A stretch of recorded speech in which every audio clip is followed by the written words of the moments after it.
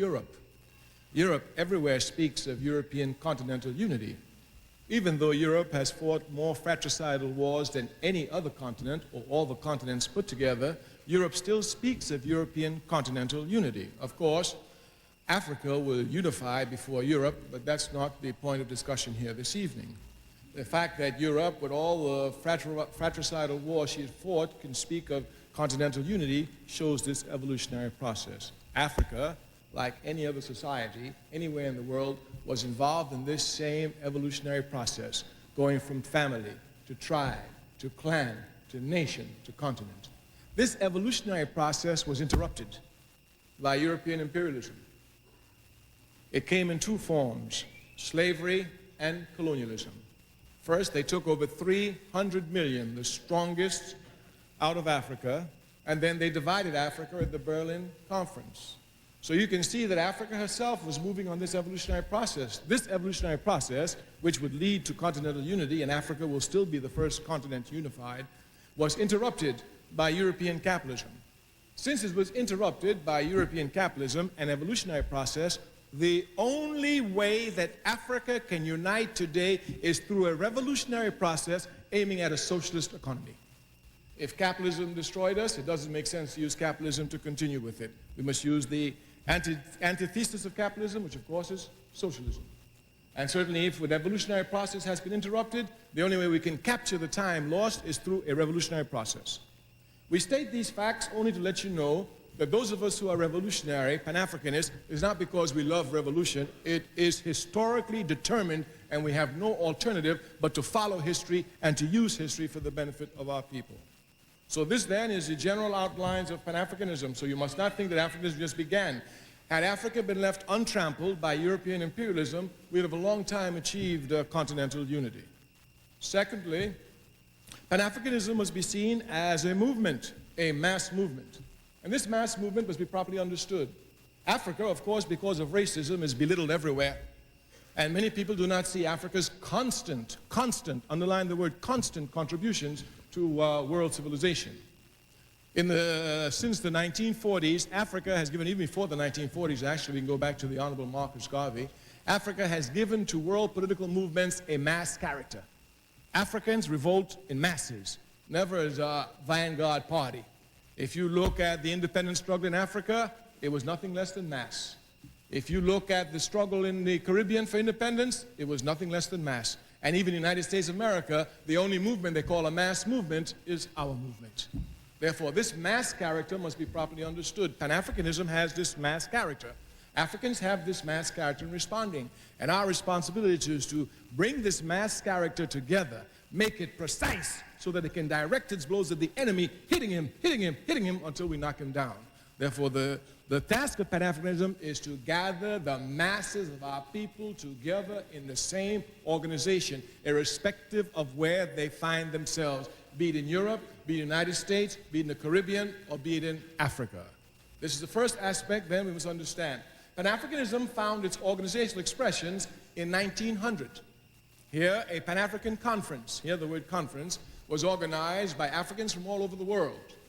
They came together deciding that something must be done for Africa.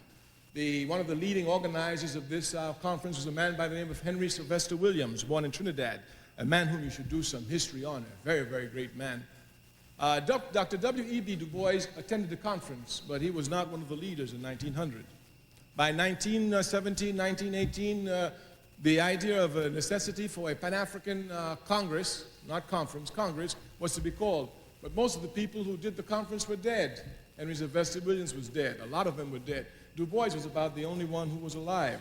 Du Bois recognized he had a historic responsibility to continue the work of Pan-Africanism, so he called the first Pan-African Congress. Make a clear distinction.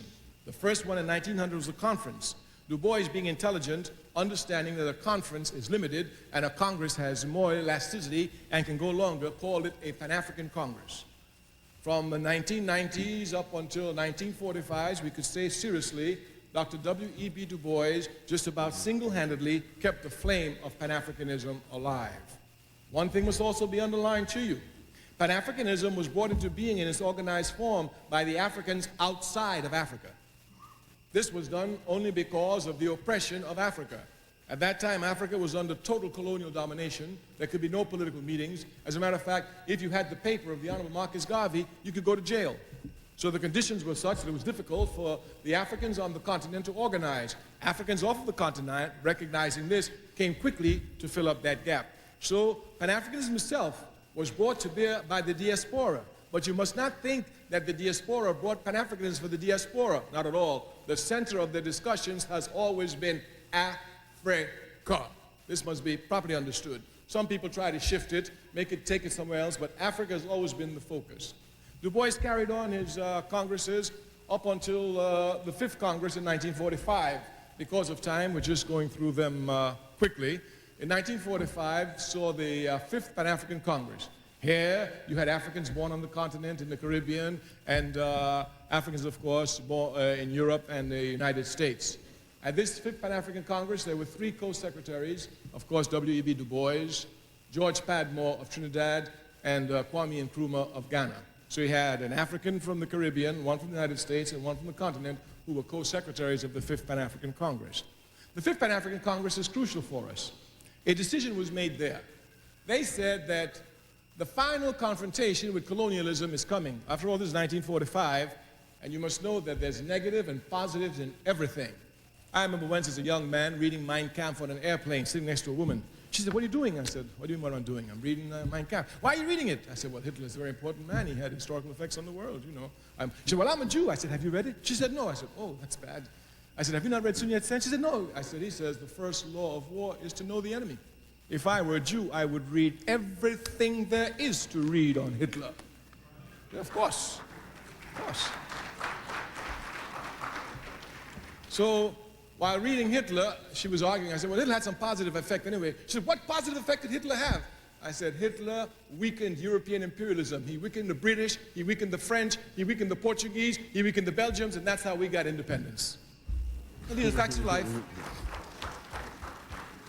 These are facts of life. When Hitler got through with Britain, when the Indians said they want independence, Britain could do anything but get out the way and let them have independence. As a matter of fact, they got Mahatma Gandhi quick because they didn't want to deal with the armed struggle that the Indians were preparing for British imperialism in India.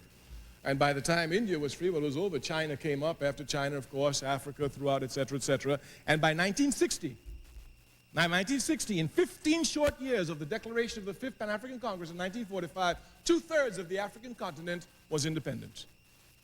You must understand clearly the importance of this. Now, at the 5th Pan-African Congress, they said the only solution to the final confrontation is mass organization. And I say, if you look at Africans, we have nothing but mass character in our struggles. Of course, this mass character for the moment is spontaneous and must be transformed to something that is planned and permanent. But certainly the mass character is there. If you just look back to the Rodney King situation, those Africans who rebelled en masse. They had no planning. That's how backward they were. They didn't think about it. Just on the spot, they said, "Okay, it's too much. Let's go. Let's get them." And everybody said, "Okay, let's get them." And we rise up as mass and we get them. And then we sit down for 29 years. Of course. Of course. But the mass character is there, and we must understand this mass character. The 5th Pan-African Congress, most of Africa, of course, was colonized. Kwame Nkrumah came to change all this.